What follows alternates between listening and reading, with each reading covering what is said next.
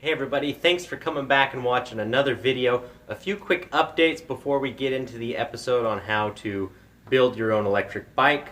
Number one, I had mentioned doing a giveaway, and I hinted that it might be a bike. That is true, so we'll go ahead and get that out of the way. A bike giveaway is coming. Hit the subscribe button, hit that notification button, because it will be announced on the YouTube channel first. And that is going to start sometime this month. And the bike is something that's in stock and on hand, so it's going to ship to some lucky winner really in the next few weeks. So pay attention, watch out for that. Update number two, the Rad Rover. A lot of people have been asking about the upgrades, when that's going to happen. The prototype parts have been made. I'm waiting for the first samples to show up to me so I can put it on the bike, test it, make sure everything checks out, and then those will be available for sale. Here's another one that's coming up on the list. This is something called the Egg Rider. It's a very small display that can replace the KT LCD3, and it has Bluetooth compatibility, so you can use your Android phone or your iPhone as a screen, and it has all sorts of extra features. So watch out for that soon. Last update, there is a new suspension fork that's coming out. This will fit the Rad Rover bike, this will fit the Saunders bikes, basically any of the 26-inch fat tire models. It has very similar dimensions to some of the other forks that have been on the market. This is actually a full 2 pounds lighter than a fork some of you have heard of called the Luna Lander, and has some better internal components. So I'm going to put this on a bike and do some testing on some trails with it in the very near future, and also make that available. So thanks again for watching. We'll go ahead and roll the intro. Welcome to Velo Mobile Shop. My name is Kyle Chittock, and I own an e-bike store. I like to make electric bikes better.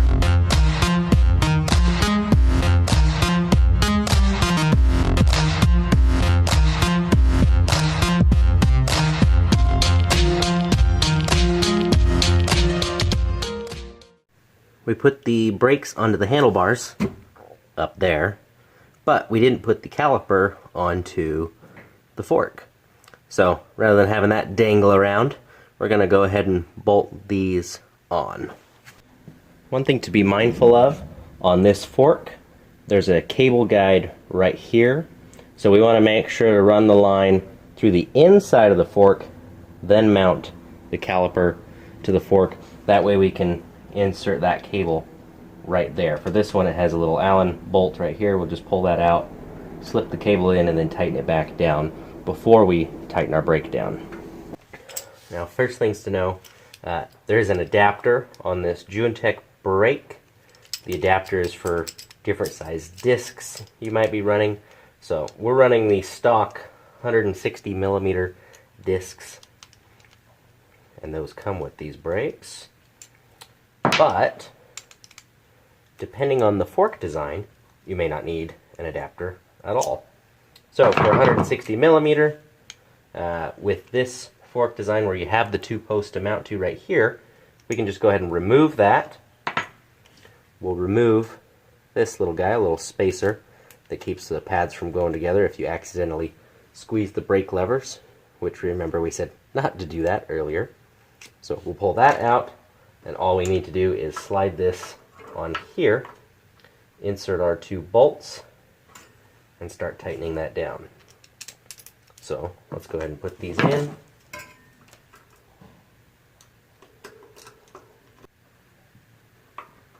Now we don't want to tighten it all the way down, so tighten it to just to where it's not wiggling this direction, but you still have some wiggle room left to right.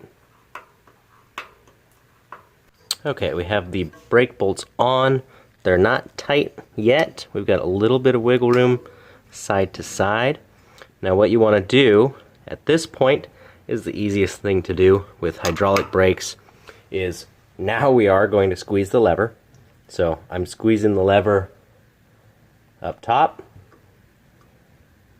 and while we're holding that, then we can go ahead and tighten these two bolts down, and that's going to get it very close to centered. We might have to make some fine adjustments, but the nice thing about hydraulic brakes is that they're self-adjusting, so after we run the bike a little bit, give it a few good stops. Odds are good that this is going to get it close enough to where we don't have to move it anymore. Now we also need to connect the rear brake. Now for the rear brake, we've got a longer cable. We need to make sure to run this where it's not tangled up with any of our other wires at the moment. And we're going to take and run it right along the frame. So eventually it's going to get connected here, here, and here. Another point here, another one here, and it's going to sit right like that. Now for the back, we are going to leave this adapter on. We're going to need that for the brake to line up correctly. So we'll pull this out. We can set the caliper on there, and then we'll first grab 2 bolts for the ones that go through the frame into the adapter. Those you can go ahead and tighten all the way. And then for the top 2 bolts, we'll do the same as we did on the front. Tighten them most of the way. Make sure you still have a little wiggle room left to right. Then we're going to squeeze the brake lever while we tighten the last 2 bolts on the caliper down. And for the hydraulic brakes, once again, that will get them very close to perfect.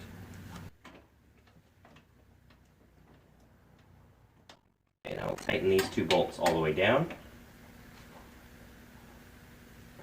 Those are good and tight. A little bit of Loctite on those as well. Now we do the top 2 bolts. Okay, just about there. Still can wiggle it side to side. And then, like I said, we can grab the brake lever, squeeze that down tight, and then tighten up the rest of the way.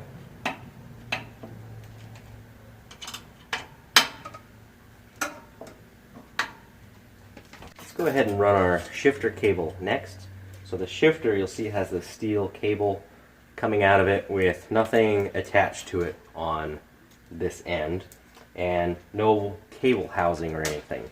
So we have these are pre-cut, and they have the little ferrules on the end for the right length for this bike. Now you may not know what lengths you need for a certain bike. You can always buy the cable housing like this, just in a roll. You can cut it to the length you need, and then these include the little ends so you can pop those on and fish the cable wherever you need it to go. But if you have these, you can just insert them right onto the bike. So the first one, we're just going to slide it right onto the cable like this, and this one just goes all the way up to the shifter, just like that. And then we'll get it a little closer so you can see where it goes on the frame. So we have some points welded on here for this cable to go into. All we need to do is slip that in right there. Now we'll grab our next piece. The next one is going to insert right here. And once again, we can fish our cable through.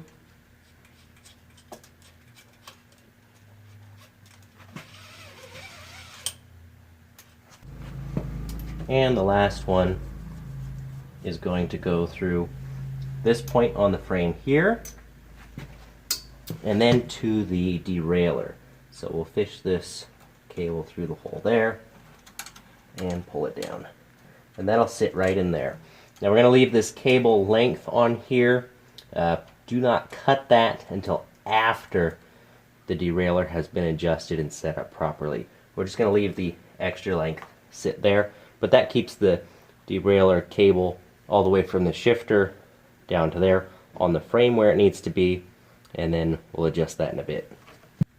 Thanks again for watching. If you're just tuning in, this is just one video in a whole series on how to build your own electric bike. So please make sure to subscribe, hit the little notification bell so you can see when the latest videos have come out. If you happen to show up in the middle of the series and you want to get back to the beginning, I'll put a link to the first one or other episodes in the description. And the previous video will be over here. And the next video I'll make sure to put over here.